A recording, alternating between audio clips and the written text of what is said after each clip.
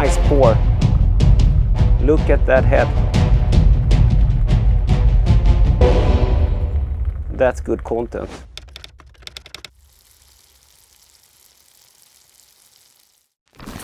Today we'll be making some real butterbeer. This is the real version. This is based on a recipe from 1588, so even if you heard this first in Harry Potter... Does anyone fancy a butterbeer? Butterbeer is nothing that J K Rawlins came up with, and there's a fly in here. Awesome. This is from the Tudor cookbook from 1588, and it's real beer and it's a real alcoholic beverage. This is not a family show, but we'll of course show you how to make this non-alcoholic, but it's not a soda like the ones you're getting at Universal Studios or the one you can buy. I found this one, Butterscotch beer. Real butter beer is made from beer, which I haven't got here anyways. Oh, damn it. Well, let's just kick it.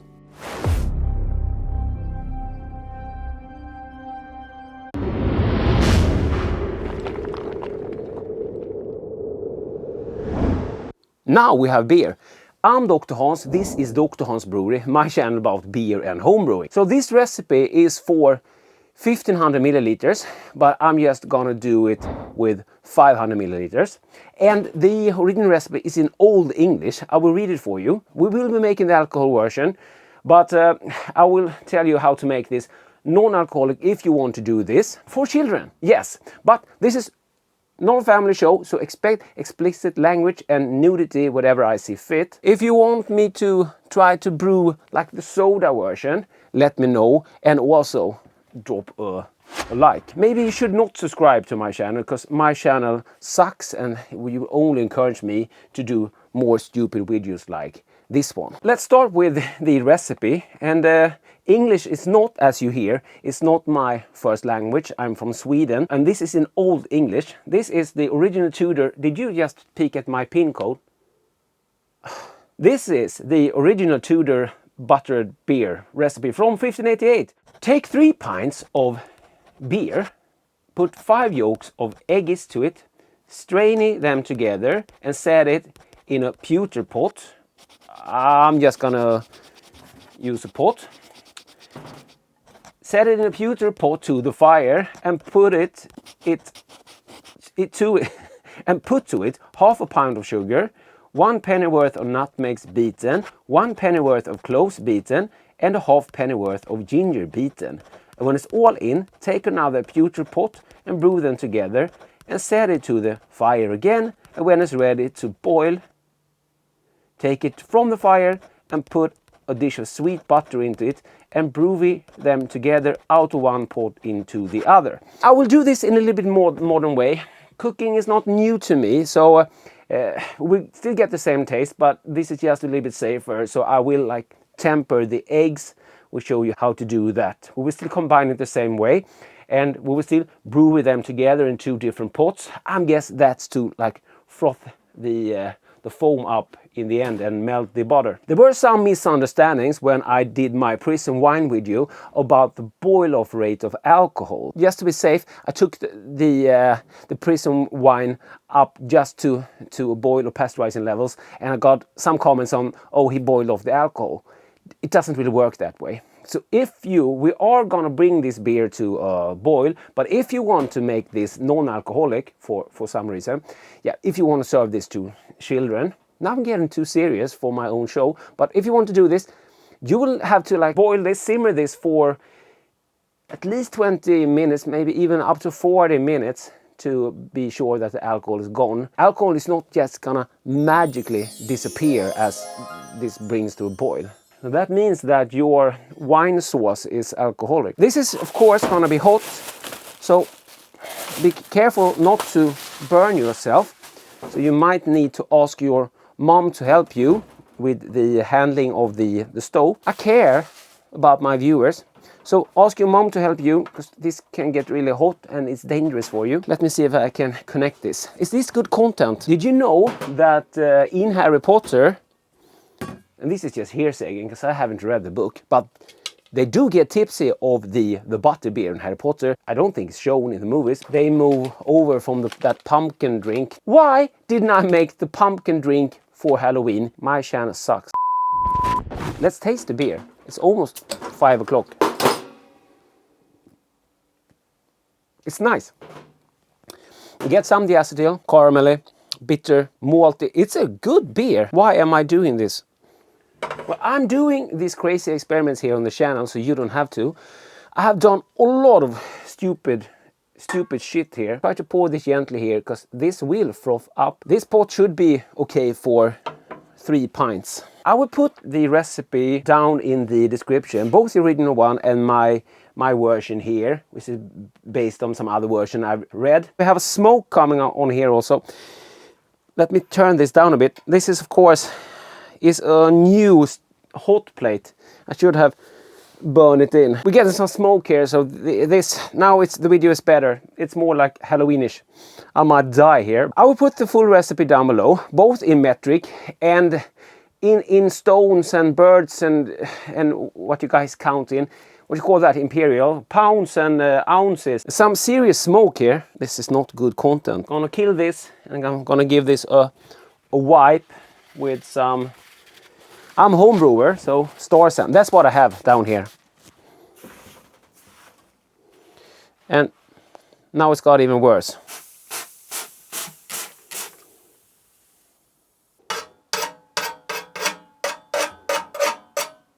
Is this good content? Can you see the smoke? This was probably put onto the fire.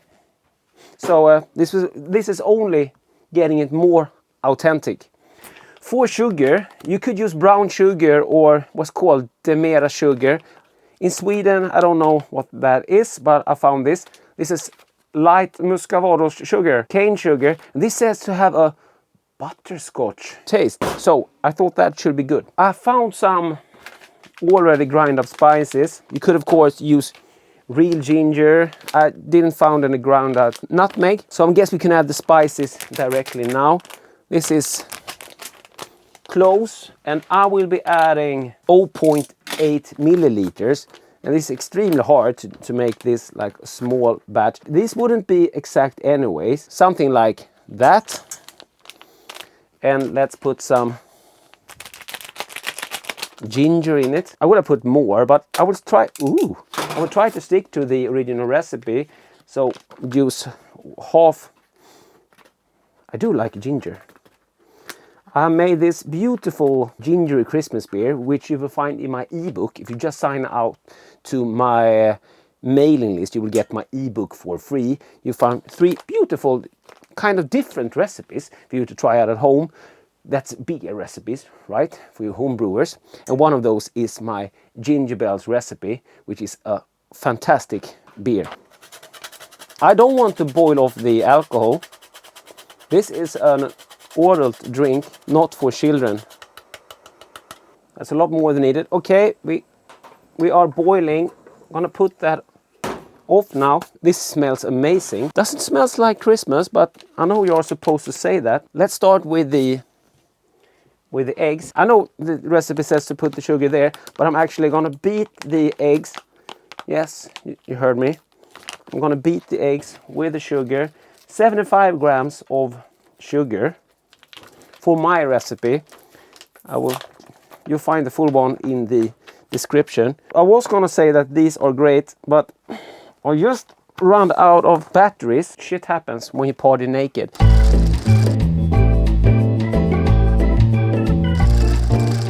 I have another one.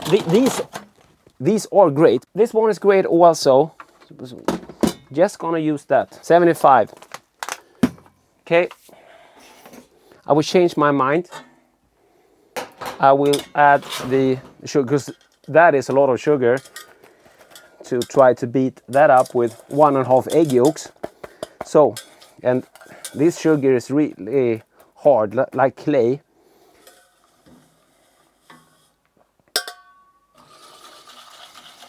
I will beat the eggs. But first I need to separate 1.5 yolks.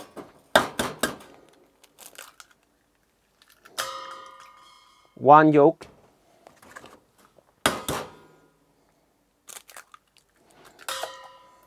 and half a yolk. That's exact. Why am I doing it this way? I don't want to make scrambled eggs, and that's what can happen if you heat up the yolks too fast. So what I will do is instead temper the yolks. Beat this egg.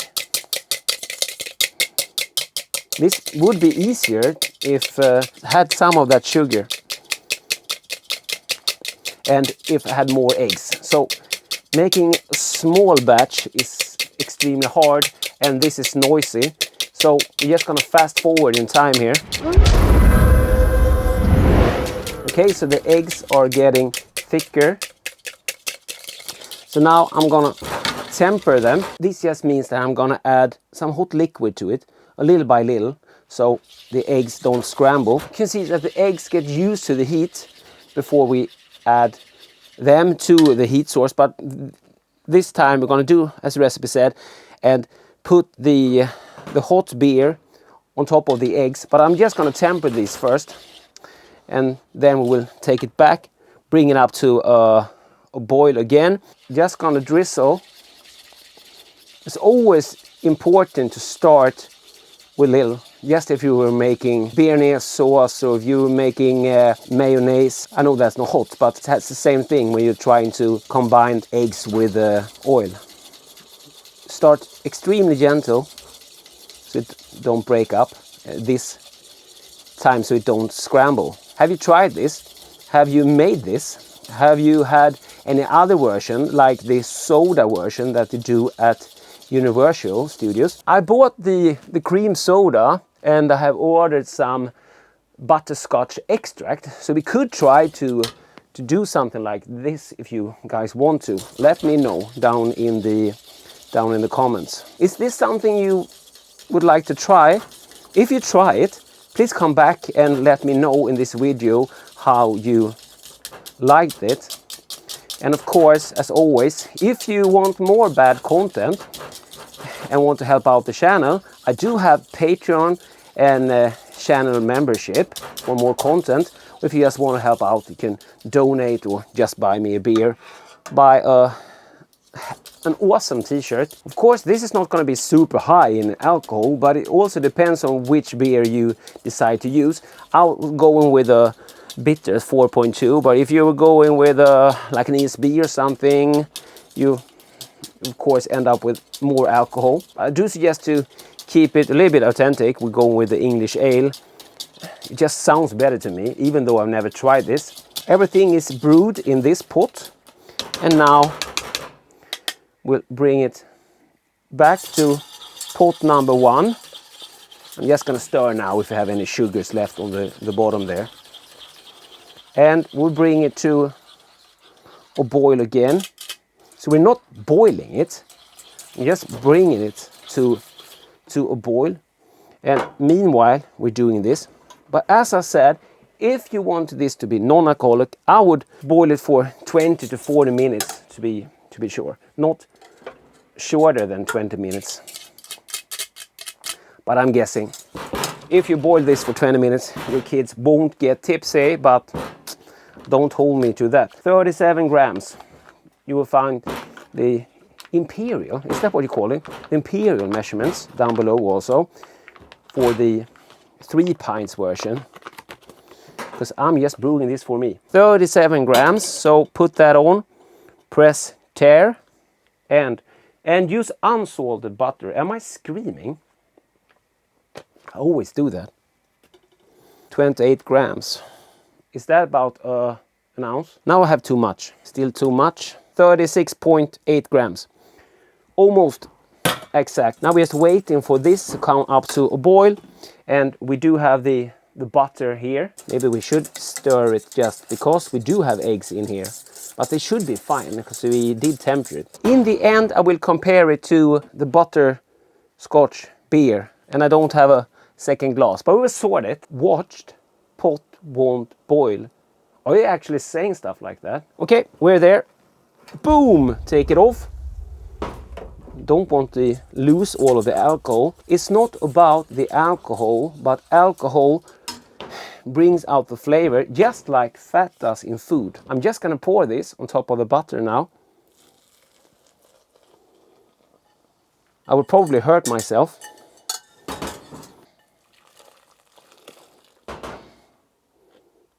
I don't know. Could we just whip it? But it says to do this.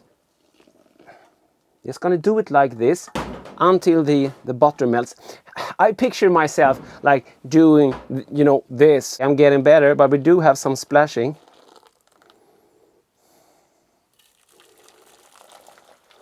Okay, it's getting really messy now. This will melt the butter, but it will also take this down in temperature, which I think is much needed because I don't want to drink. It's getting really hot in here.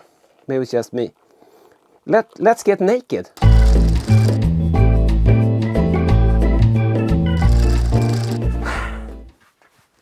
Oh, better. It's a stove pot. It's really hot. It seems that I can be a little more aggressive going into the rounded pot. I'm getting better at this. I was thinking I would get a really good like head, because everyone loves good head. I will link down below to the Everyone Loves Good Head t-shirt. First I was just thinking that I would do this between two glasses. My arm is killing me. You could always cheat with a little bit of whipped cream, but I don't think you should. Not for this version, but I've seen people doing it for the soda version, actually adding whipped cream on top. Do you also clean a lot of your stuff with Star San just because you have it on hand? Epic pour! Are you excited? Hit the like button.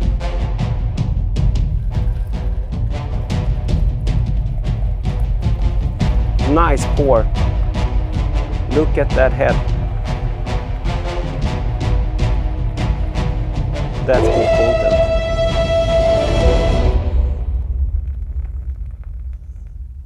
Looks amazing. Bring on the nutmeg. It's the nutmeg gonna kill the head. No. Butterbeer for the first time.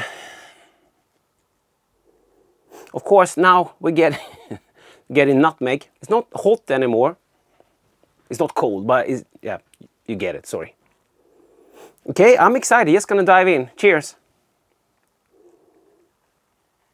Don't get an alcohol, but I wouldn't get an alcohol either in the best bitters, to be fair. But I didn't get a lot of alcohol when we heat it up, so that's good also.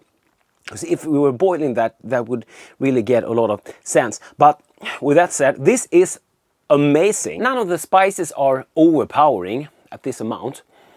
I do get, of course, the nutmeg, but because it's on top here, I do get the cloves. The ginger is extremely mild, so if you wanted a little more like punch from this, you could add some more ginger. To me, it's on the sweet side, so I would like half the amount of sugar. It might just be me. This is not bad at all. This is a success. We did get some head on it, and the head is still on there. I don't know if it's supposed to be thicker, but this is really nice, soothing beverage. It's not really beery anymore, so it would be more like a chocolate drink. It's really cozy.